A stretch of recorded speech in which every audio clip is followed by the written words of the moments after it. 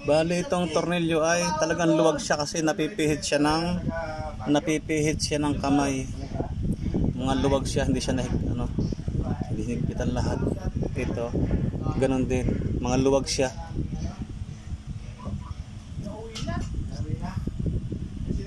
Kaya yan, nabubuksan siya, napipihit siya ng kamay. Okay. Tapos yun sa kabila talagang naputol yung kanyang mga tornilyo.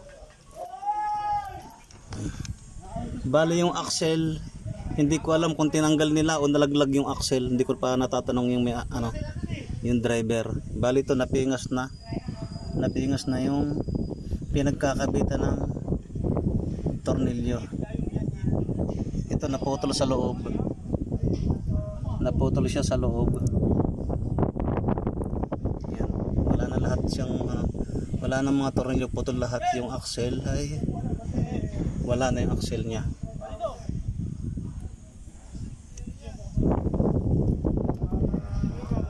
Bali nasa ibaba siya ng